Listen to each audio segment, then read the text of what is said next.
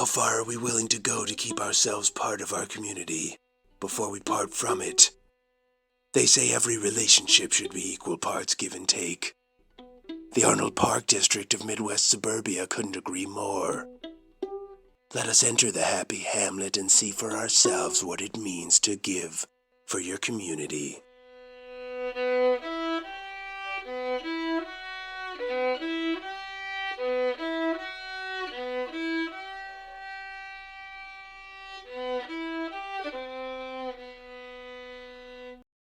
School is uninspiring today. The sophomore math class is more dull than anything, but outside, a quiet stillness is in the air. Jessica Abernathy gazes out the window of the classroom and peers into the dead void of late fall. Autumn is long past. The winter is here, yet the concrete outside is exposed. The leaves have long rotted away, leaving their skeletons behind. But on this early December day, as she struggles to focus in class, the first snow arrived. It's snowing! The teacher stopped talking, and everyone giggled quietly to themselves. Children, pay attention! Jess feels embarrassed, but is still giddy about the snow. Finally! It's gonna be beautiful again. I hope Mark is just as excited as I am. Jess looks up to her brother very proudly. Mark is turning 18 tomorrow. She's nervous for him, but at least she got to see Mark do it first. Mom and Dad always say going through the ripening wasn't that bad, but they turned 18 so long ago. Could they even remember how it felt? She didn't know, but it didn't matter. The lunch bell rings, and everyone rushes out of the classrooms and into the hallways, where hundreds of sneakers squeak against the polished linoleum. There he is. Hey, Mark! Did you see the snow? Hey, you too.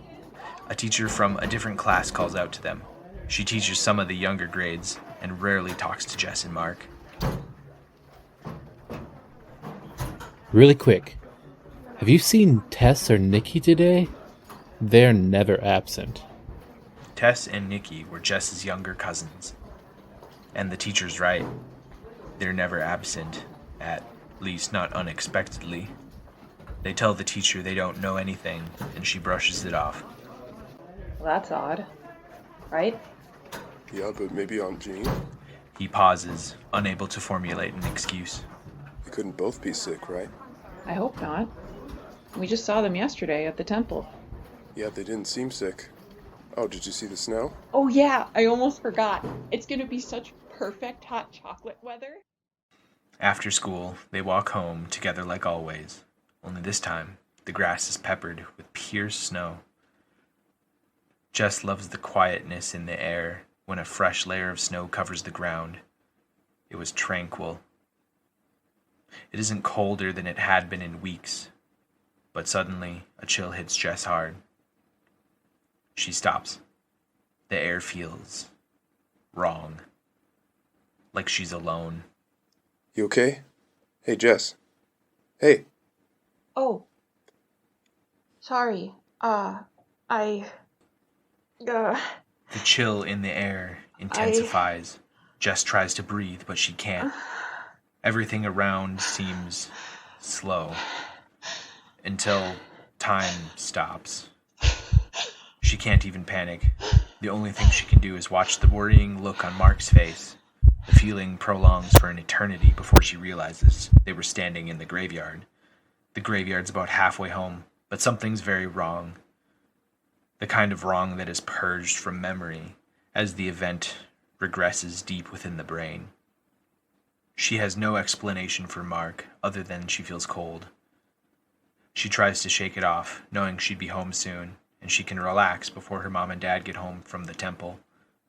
After a few blocks, they saw their house, but the sight of it did not bring comfort. Mom and dad are already home. They're almost never home before dark. Even Mark is concerned, so they stand at the end of the driveway for a few minutes. Have they ever been home early? I don't think so. The silence is a ripening brown spot on a banana. Nevertheless, they proceed. The pit in Jess's stomach is colic.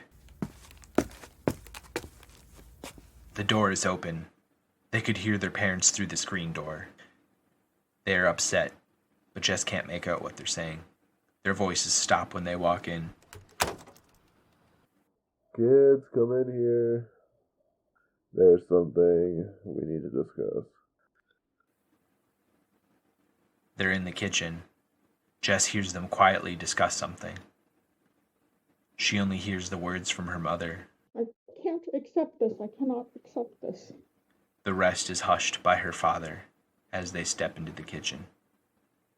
His face is usually unreadable, strong and stern. But clearly he had been crying. Mom is trying her best not to let the kids see her face. She takes a towel and wipes the tears from her eyes. Jess already feels the welling of her own eyes. She reaches for her daughter and hugs her tight. Grandpa Joey passed away last night. It's a painful moment for everyone. It isn't unexpected, like Maggie, Jess and Mark's grandmother. She died last year in a car accident, but Joey had been ill for several years. It was well known he didn't have long. I thought the doctors said he had a year left. Well, they said months to a year, and that was 5 years ago. He was doing well. But since Ma died, it hasn't been the same. He took it really hard. But he seemed okay. He wasn't even in a nursing home yet. He hid it well. He always wanted to be strong for his family, especially for you guys. They all have a long reunion and decide to treat themselves for dinner at their favorite restaurant. The whole time, Jess wonders why Mom and Dad are so particular about this. When Grandma Maggie passed, no one came home early. Mom cried. Her own mother was gone, after all. But not like how she does today. And they certainly didn't take Jess and Mark out for dinner. It will never escape her, the look on her mother's face, like she's losing her own children. It's haunting, if not terrifying. They don't go home after the dinner, though. Instead, they drive to their grandparents' house while it's still daylight. Dad says they have to go through everything in the house to see if there's anything for them. Otherwise, all their belongings will be claimed by the temple and sold. Mark and Jess are alone in one of the spare bedrooms when they finally get a chance to talk, without the filter that teens use in front of their parents. What are we supposed to be looking for again? I don't know. Anything that looks like it might be ours. This is just a room full of old papers and stuff. Jess throws down a stack of old calendars on a tower of papers. She thinks they could balance there, but slowly, it starts leaning. Hey, don't... Whoops. Well, pick all that up. As she sorts the papers, she thinks about everything that happened today. Hey, Mark. Yeah? Why did Mom react like that? Mark looks at the door suspiciously. I mean, I get that Grandpa died and all, but she was definitely not that upset when Grandma Maggie died. You saw the look on her face, and she couldn't even look me in the eye the whole night. And the way she hugged me. Jess relives the moment, and for a second, the feeling lurches into her again, like a warning. It felt like a goodbye hug. Just as she relives the moment, a unique parchment catches her eye. A small corner of the leather-bound book peeks from underneath the stack of papers. As she brushes the last of the mess away, she sees the gold letters, hand-sewn into the cover. Joseph M. Salamance. She picks it up and the dust smears away in clumps. Is that Grandpa? Yeah. Jess can't help herself but flip through the entirety of the book. It is completely filled with pencil-marked entries. This is his diary? They look at each other, then at the book. Should we read it? Mark! She is shocked at first, but she can't resist. She opens it to the first page. There is only one line. Obey or die. What does that mean? I heard the elders say it once. I think it's one of the old temple phrases. Jess flips to the first diary entry and sees the date, June 4th, 1959. Wait, this is from when Grandpa was a kid. Wasn't writing pretty much banned in the temple until like the 80s? I don't know. Read it before Mom and Dad come check up on us. June 4th, 1959. I saw Maggie again today. She sat 3 rows ahead. Pretty sure everyone knows I fancy her. I sure hope not, or Brother Dom will give me lashings again. I still can't believe Hannah doesn't care. She hasn't even written her vows yet. I've had mine for weeks. My 18th birthday is on Thursday, and she isn't ready. Cody and Adam both saw their maid's vows. Adam even caught a peek of her wedding dress, lucky bastard. Anywho, wish I could at least say hi to Maggie. She brought a guitar to school last week, and she's amazing. I didn't even know she could play. That's so cool. Even though it really isn't allowed. She's all I think about sometimes. Hannah's all right, I guess. Just hope she gets her act together before the wedding. I told her not to worry. We'll have the rest of our lives to figure this out. Joey Saul. The entry isn't long, but they both stop after reading it. Something isn't right. That was... weird. That was so weird.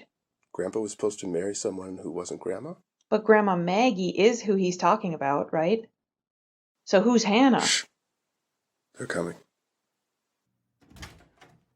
Hey, Mark, we'd like to talk.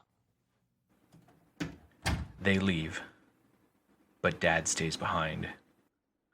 Jessica, did you guys find anything worth keeping? Nothing interesting. Dad looks at the stack of papers that fell in Jess's attempt to sweep it up. Just a bunch of old papers in this room. Those books you're sitting on are quite old, I think. Be careful not to ruin them. Oh, do we need those? He shakes his head. The temple can sort through those. And everything else in this room. There's a long pause. Dad stands there awkwardly with his arms crossed. Hey, kiddo. Your mom and I just want you to know we're here for you. Thanks, Dad. Then Jess's dad held out his hand with a familiar gesture. Bag check. Jess grabs her purse from behind her and hands it to him. He opens it and thoroughly rifles through it. When he is satisfied his daughter isn't hiding anything, he gives it back. When he finally leaves, Jess gets the diary from the stack of books she sat on. The urge to continue reading was agonizingly heart-aching, but she had to wait. The ride home is quiet. Jess and Mark sit in the back, unable to talk. She leans over to whisper something, but he doesn't want to hear it. But his face, it looked different. What did Mom tell him? Is he nervous for tomorrow? She wishes she knew. The night has fallen, and Jess lies in bed, unable to sleep. It's after midnight now, and she isn't even tired. Out of frustration, she turns on the bedside light and grabs the diary from her purse. It's me. Oh, thank the elders. She lets him in, and quietly, they talk. Did you read more? Not without you, dum-dum. Shut up, Shorty. So what did Mom tell you earlier? His eyes gloss over. She just told me to prepare for tomorrow. I'm not too worried. Well, you sound confident. Happy birthday, by the way. Just read the dang book. Sheesh, all right. Jess opens to the second diary entry, her fingers flipping through a lifetime of stories. She wishes she could read them all at once. June 6th, 1959. Dear Diary. Jess reads through what seemed like a normal day for her grandpa. And I guess that's all that happened today. Joey Saw. Well, yesterday Hannah she seemed off, to say the truth. Normally she would smile at least, but yesterday she couldn't even look me in the eye. I should talk with the sisters and see if she's okay. I'm not too worried. We are getting married tomorrow, and I'm so excited. And partially agitated, to tell you the truth. I'm going to miss talking to Maggie. She really does seem to like me, too. Even the cashier seems to think we're going steady. Anyway, I shouldn't think about her anymore. It'll just make me sad. I'm going to spend the rest of my life with Hannah. With Hannah. With Maggie. Hannah. I'll get used to it. It'll be okay. It will. Jess and Mark look at each other, confused. They don't know how to process what they've read. That was weird, right? She hopes Mark has some insight, but he gazes in the distance. There's a silent qualm in the air. Grandpa was supposed to marry someone else. Hannah. So who is that? Jess was trying to piece this together. She wonders why they even started reading it in the first place. Why does he get married on his ripening day? I didn't know we used to do, or you don't think we still do that? Ugh, what if there's a bride picked out for you? No, absolutely not. Mom and Dad would have told me. You don't think Mom and Dad were an arranged marriage? No, I don't know. Jess reads the entry a couple more times, but it still doesn't make sense. Something is off about how he wrote it. It doesn't seem right. It doesn't seem like Grandpa. An uncomfortable urge to flee numbs her fingers. She recalls the last time she saw him, before he got too sick. He was still living at home, and his mental state was only starting to decline. Hey, kiddo. Jess was younger. She smiled as she ran to hug him. Grandpa Joe was always smiling, even with the oxygen tubes in his nose. My, you're getting big. I'm 13, Grandpa. I think I stopped growing by now. Don't count on it. All right now, Jessica, it's time to let Grandpa get some rest. Jess reluctantly went into the kitchen, but through the sliding glass door she could hear her mother's tone. Dad, you can't. With Jessica, when you're going to... Are you even taking your... Hope you know that. Jess remembers looking at her mother out the corner of her eyes. Somewhere, deep in her memory, is the regressed words of her mother, begging her father for something. She wiped the smile from his face, and Jess remembers being very angry at her mother for that. How could she intentionally make Grandpa sad? Jess realizes something. The day of that interaction, it was Grandma's birthday. Mark, when was Grandma Maggie's birthday? Why? Just tell me. I've got a bad feeling. I think Grandma's birthday was exactly a month before Dad's. August 25th.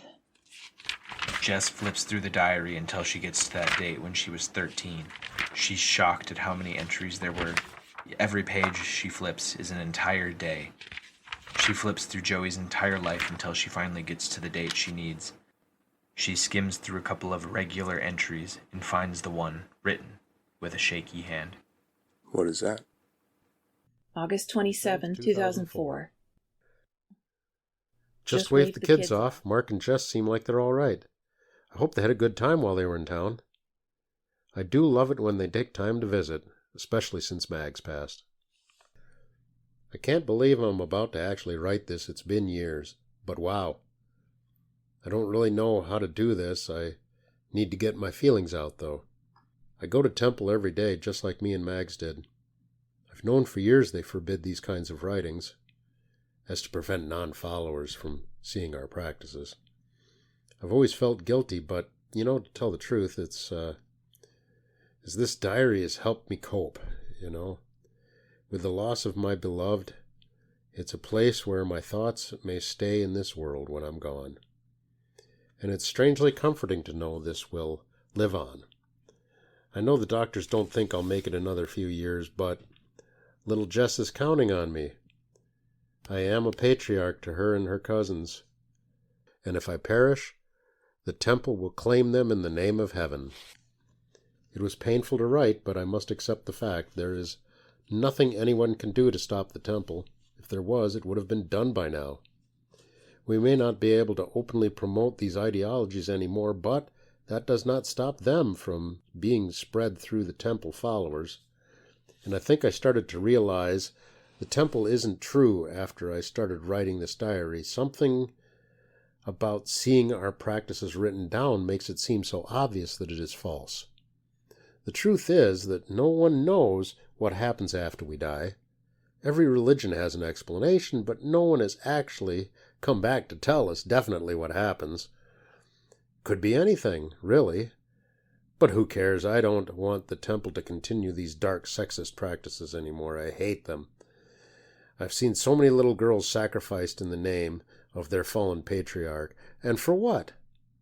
To guarantee them a spot in heaven? This ritual is so buried in secrecy no one knows how it started. And we're supposed to just follow it blindly? I should stop. If these thoughts were exposed, they'd probably take my whole family away and let me die in anguish. But no, I will persevere. I will live for my granddaughters who don't have a chance. I wish I could tell them. I wish I could give them a chance to escape. If only they could see this. With love, Joey. They set the diary down. Jess couldn't breathe. Her throat constricts with a dreadful anxiety. Gasping for air, she reaches for her inhaler and takes a puff. Mark is trying to calm her down, but she can't stop hyperventilating. Oh, God. Oh, elders. Oh, elders. They're gonna kill me. They're gonna kill me. No, it's okay, but you're not gonna die. That can't be true. Think about it, Mark. Think about it. Why do you think we didn't see Tess and Nikki at school? They were his granddaughters, too. I'm next. They're coming. It's okay. They don't know we know, okay? Just stay put and pretend everything's okay. Mark opens the door, and Mom and Dad are standing right outside. What are you doing? Shh. She's asleep. I thought I left my homework here. They seem to have bought it. Jess is under the covers, fighting the urge to tremble and cry. She peeks out from under the blanket and sees Mom and Dad. They're in their temple robes. She can't make out what they're saying, but they take Mark and shut the door. It is time. She listens as the three of them walk out the front door and start the car. They drove off into the night. Jess is worried about her brother, but they wouldn't kill him. He was a boy. Somehow killing Jess is okay in the eyes of the temple, just because she's a girl. Jess is suddenly hit by a sharp anxiety, the same feeling she had passing through the graveyard after school. She realizes why she had a panic attack then, because on the fresh tombstone she saw her cousins' names. On the tombstone next to it was her own name. Jessica Abernathy. In the same breath, she realized her parents were talking about how quickly Tess and Nikki were sacrificed. Her parents knew. They knew for years that if Grandpa Joey passed, this would be the result. Jess's mind goes numb. She can't believe what's happening. Her whole life, the temple has been held in high regard even by outsiders, or so she thought. Could she really believe anything they say now? If they had been hiding something so horrible for so long? She sat up in her bed, the clock inching closer to 1 a.m. She thinks about leaving the only world she knew. Soon they would come for her, and she would join her cousins in the ground. Or she'll pack some clothes in her school bag and walk out the door. As she stands, the weight of the temple crushes her spirit. The thought of disobeying the ultimate authority is an impending force upon her heart. She can't move. The hesitation brings tears. The tears don't stop. Jess has never felt so alone. She looks out the window. The snow has intensified. The streetlights dotting the sidewalk as heavy snowflakes rush past almost horizontally. She looks back into her warm room and really doesn't want to leave, but the diary sits open on her bed. Someone has to see this. From the outside. Someone has to know the truth.